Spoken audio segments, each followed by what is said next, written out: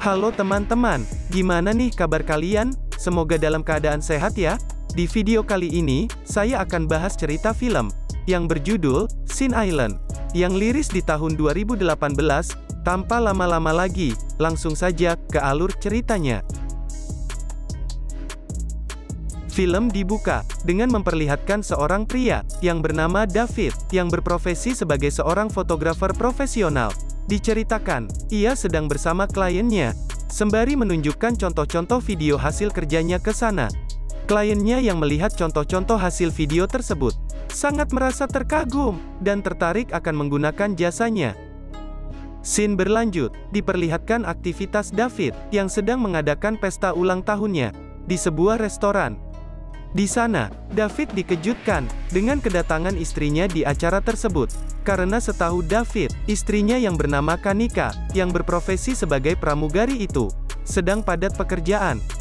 Dikarenakan ada rute penerbangan, dan tak diizinkan cuti oleh atasannya, David yang diberi kejutan pun merasa sangat bahagia, dan tanpa berbasa-basi lagi, Kanika langsung memberikan hadiah spesialnya di sana, dengan meraba-raba burung puyuhnya David berkali-kali. Scene berpindah, dengan memperlihatkan David, yang sedang bekerja. Disinilah permasalahan besar yang akan terjadi, yang akan membuat usaha jasa dokumentasi David, mengalami kebangkrutan. Di mana, salah satu karyawannya David, lalai dalam menjaga kelestarian mereka. Saat itu dia menaruh tasnya di pinggir kolam, dan dengan polosnya, seorang anak kecil datang menendang tas itu, hingga terjatuh, dan membasahi isi di dalam tas tersebut. Akibat kejadian itu, membuat foto dan video penting milik kliennya itu hilang, karena file penyimpanannya telah rusak. David pun memberitahukan kejadian itu kepada kliennya. Namun, karena kliennya tak bisa menerima kejadian tersebut, mereka pun menuntut perusahaan David untuk ganti rugi. Untuk mendapatkan uang, David terpaksa harus menjual semua aset usahanya. Sementara itu, Kanika sebagai istri yang baik, tetap mendampingi David, dan selalu menyemangatinya. 2 tahun pun berlalu, semenjak kejadian tersebut, David kini menjalani rutinitas hari-harinya, sebagai seorang bapak rumah tangga, di mana saat istrinya sedang kerja di bandara, ia sendirian, menyibukkan diri dengan memasak, dan membersihkan rumah. Lalu Kanika yang melihat keterpurukan David, berinisiatif meminta tolong kepada teman suaminya itu, untuk datang dan menyemangatinya. Akan tetapi, David yang sekarang ini, ia menyerah, dan kehilangan semangat, untuk bangkit dan memulai kembali membangun usahanya. Malam harinya, ketika sedang tidur, Kanika bermimpi, sedang bercocok tanam dengan pilot di tempat ia bekerja. Hal itu membuatnya terbangun, dan menjadi kepikiran. Esok harinya, terlihat Kanika yang sedang ngerumpi dengan teman-temannya, dan ia menceritakan mimpi aneh yang ia alami semalam. Hal itu pun membuat mereka menuding, jika ia, diam-diam sedang menjalin hubungan dengan rekan kerjanya.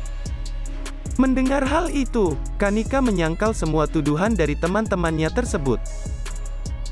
Namun tingkah laku Kanika, dan pilot itu semakin terlihat jelas, di mana pilotnya yang bernama Stephen ini, selalu memberikan perhatian lebih kepadanya.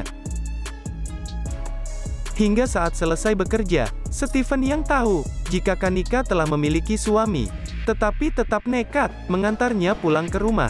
Saat telah di rumah, David yang sudah rindu dengan istrinya, lalu meminta jatah, namun Kanika menolak, untuk memberinya jatah.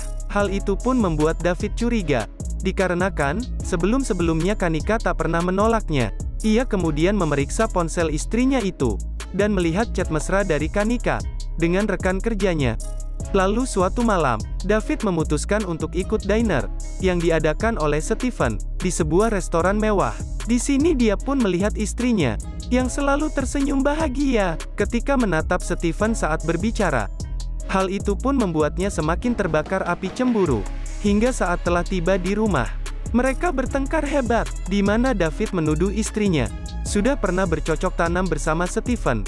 Namun tuduhan itu malah membuat Kanika tersinggung, dan balik membuatnya semakin marah besar. Besok harinya, terlihat mantan rekan kerja David datang menemuinya. Dia datang memberikan David tiket gratis untuk pergi berlibur ke sebuah pulau. Di mana, karena rekannya yang ada kegiatan, yang tak bisa ke sana. Daripada terbuang sia-sia, maka ia berikan kepada David, yang sedang menganggur. David yang memang ingin menenangkan diri, langsung menerima tiket itu, dan bergegas pergi ke pulau tersebut.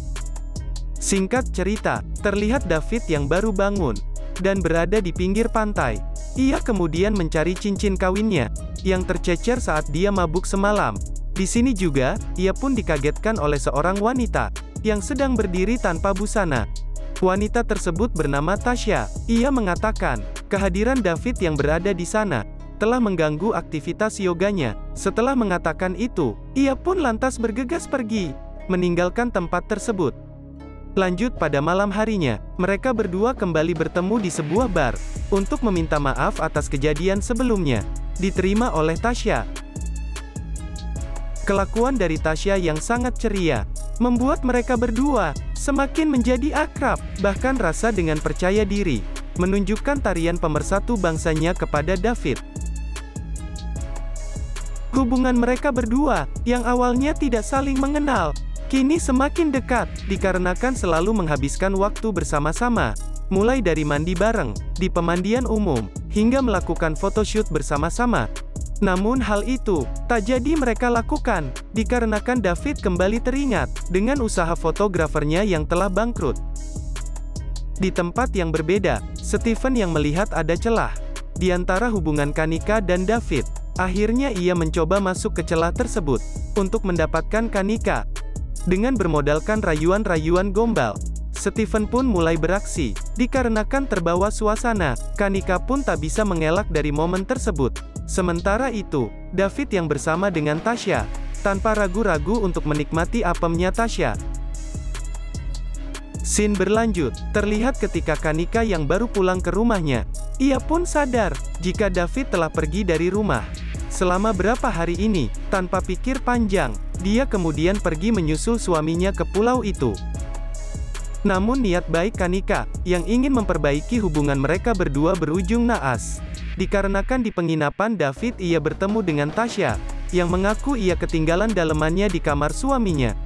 Hal itu pun, membuat hubungan Kanika, dengan David pun, semakin memanas. Sementara itu, Tasya yang berada di kamarnya, langsung mengamuk, dikarenakan tak terima dengan kedatangan Kanika, yang mengganggu kemesraannya, dengan David. Namun dengan berpura-pura, Tasya pun ikhlas menerima David, untuk menjadi temannya saja. Scene berlanjut, terlihat David dan Kanika sedang berbicara dengan temannya masing-masing. Di mana mereka berdua itu saling curhat, jika masih saling menyayangi, dan tak ingin berpisah. Lalu pada suatu malam, karena keinginan bersama kembali, saat hujan deras, Kanika datang untuk mengajaknya rujuk. Di sisi lain, terlihat Tasya yang sedang memantau sosmed miliknya si Kanika. Ia kemudian dengan sengaja mendaftar sebagai member yoga di tempat yang diikuti oleh Kanika.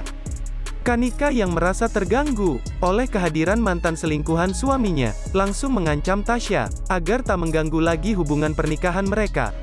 Namun bukannya takut, Tasya malah merasa tertantang oleh ucapan dari Kanika. Tasya lalu diam-diam mengirimkan David sebuah hadiah berupa kamera, sehingga membuat Kanika menjadi cemburu. Tasya juga meminta David untuk menemaninya di rumah, dikarenakan habis terkena KDRT oleh suaminya. Sementara di tempat yang berbeda, Kanika langsung bergegas menemui suami dari Tasya. Di sana, suaminya itu mengatakan, jika Tasya adalah wanita yang memiliki gangguan jiwa, dan sekarang, David adalah korban selanjutnya dari obsesinya yang menyimpang. Tasya yang mengetahui obrolan mereka, lantas datang, dan langsung menghabisi suaminya itu. Tak lama, Kanika meninggalkan tempat tersebut. Scene berlanjut di suatu malam, Tasya datang ke rumah Kanika, yang sedang sendirian di kamar. Lalu Tasya menghantamnya hingga pingsan. David yang baru saja pulang ke rumah, tak mampu menolong Kanika, karena pingsan saat terkena tembakan di bahunya.